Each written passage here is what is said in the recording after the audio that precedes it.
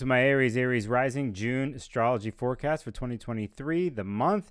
I'll go through a quick video here, give you some main dates. We're going to start off with on June 3rd, there's going to be a full moon that happens in the sign of Sagittarius. So basically the sun in Gemini, the moon in Sagittarius are opposite of each other. And this full moon happens in the part of your life and section of your chart that deals with, in a sense, some higher truth, a metaphorical vision and a place to travel towards. Really dealing with dreams in a sense of what you aspire to. Now for Aries Rising, you've been feeling a little bit more rambunctious as of late, and some of the things that you've went through the springtime have gotten you to this place.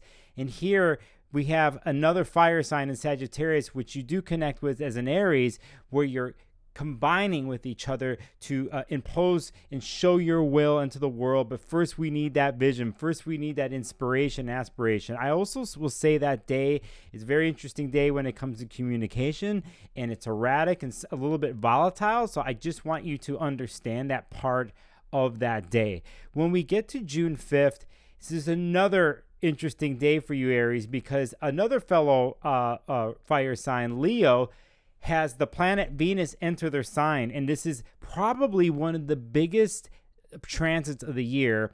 Venus, the planet of love, relationships, money and resources and harmonization, enters the sign of, look at me, Leo, fiery Leo, look how I express myself, Leo, I want to show you who I am. And you have a synastry and a connection to this type of energy because it's a fellow fire sign.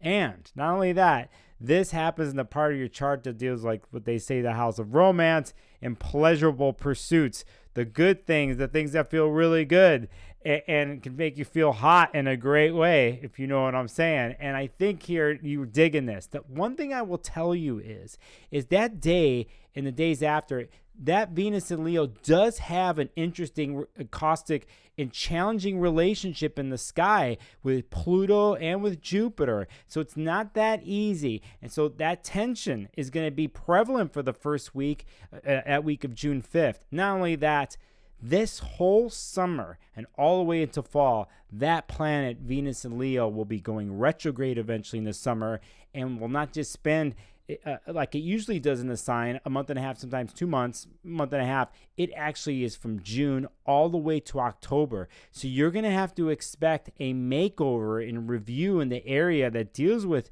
children, house of pleasure, pleasurable pursuits, and how you express yourself.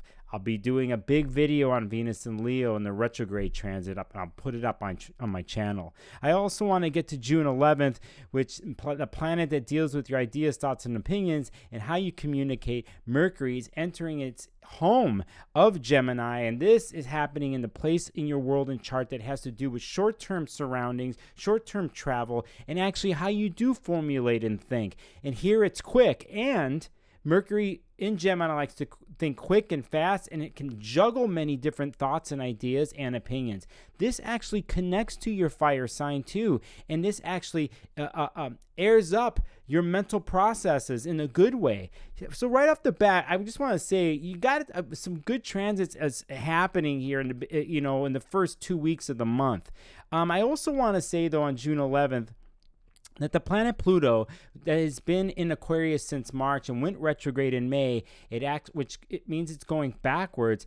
On June 11th, also goes backwards into the sign of Capricorn. And here we're going to deal with, you've had a long story since 2008 happening here, where Pluto, the planet that deals with regeneration and rebirth, but deals with it and having to push out and purge what is not working and what is poisonous, wherever it is, in your career house, in your public face chart, a part of the chart, what stage you stand upon, how you show yourself as an authority and whatever you are into or your career and how you work.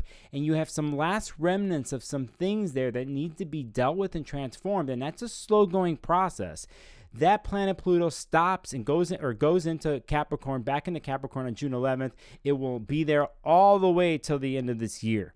When we get to June 18th, that's 2 weeks later after June 5th, we have the new moon in Gemini, and this also happens in that house I mentioned earlier that has to do with how you think, how you formulate your surroundings, your neighbors, short-term little travel journeys, so on and so forth, even friends.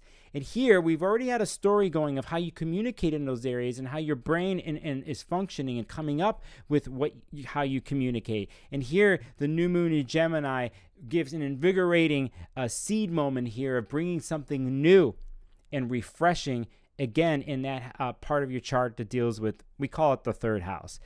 And I'm going to end here with the week of June 21st, because on the 21st, the sun leaves Gemini birthdays and goes into the Cancer birthdays. And then several days later, on 26th of June, Mercury moves really fast through Gemini. It's Mercury right now in the sky is going to be moving super fast. And within weeks, and then when we get to June 26th, Mercury goes into the sign of Cancer, and here now, this enters the place in a world that deals with your parents and your roots and family and foundations, ancestors, lineage, family stuff, the past. And here's where Mercury in Cancer starts talking about their feelings, starts to processing their feelings. It doesn't move and it isn't cerebral and popping off like Mercury in Gemini. It goes into a more feeling place and slows down in how it communicates and how it wants to do that in the sign of Cancer that deals with emotional content, security and safety, the past and family. What feels safe, and if you are safe, and this happens in the part of your chart that deals with home, can you talk? Will others be able to communicate in those ways where one is dealing with more emotional content and not just cerebral, logical content?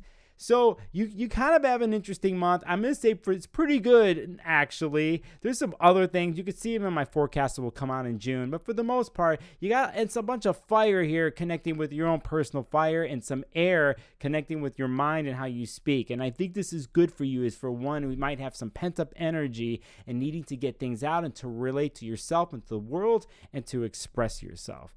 If you like what I just said and did, please hit the subscribe button. Check out my website, sparklesofgold.com. Check out all the rest of my videos. Share the video if you feel free.